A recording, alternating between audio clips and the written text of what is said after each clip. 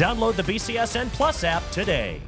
Despite losing 8 starters from last year's national championship squad, as well as defensive coordinator Jim Knowles, Ohio State, for the second year in a row, has the top-ranked defense in the nation.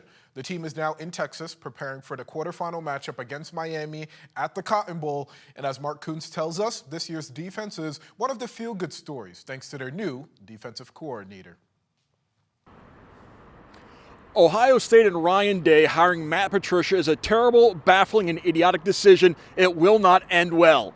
That was just one of many negative reactions earlier this year. And to this point, it couldn't be more wrong. The Silver Bullets continue to lead the nation in scoring defense, total defense, pass defense, as well as red zone defense. Now, that criticism was born out of Patricia's struggles as Detroit Lions head coach, as well as a lengthy absence from the college game. It's a criticism that his players never bought into.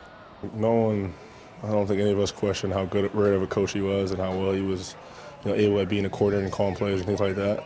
But I think the thing that we weren't aware of was the kind of person he was. He's an amazing person. As soon as he came here, you knew he wanted to be a mentor, a role model, and it was always bigger than football to him. And the relationship always felt genuine. He genuinely cares about us like we're his own kids. He's just a good guy. I mean, when he first stepped on campus here, it was like a long lost family member that just came back from whatever he came from, but he came back home, and I mean, all the guys love him.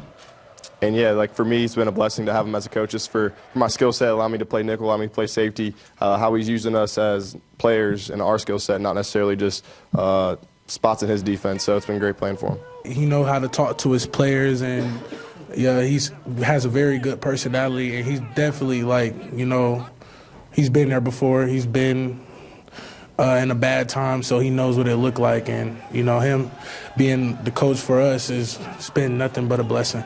My joy of just watching these kids be able to accomplish the things that they really have worked so hard to do. I get very excited, for them to be able to do all that stuff. The other major change on the defense, the line. Not in production, but in personnel. All 4 of last year's starters are now in the NFL, yet Caden McDonald and Caden Curry both earned All-American status, and the so-called no-name line has used those doubts as motivation. People, counted us out before the season even started, losing those 4 guys last year.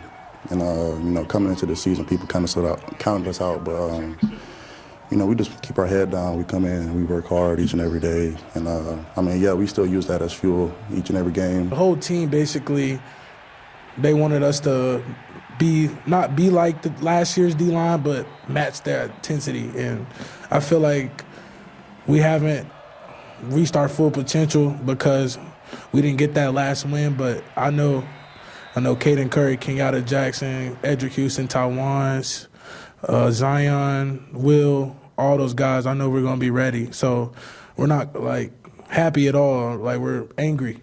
And that angry line will look to force mistakes by the Miami offense, led by veteran quarterback Carson Beck. The Georgia transfer already with 10 interceptions so far this season, heading into the New Year's Eve game. It'll just be the 3rd time in Ohio State history they played on December 31st. In Columbus, Mark Kuntz, BCSN.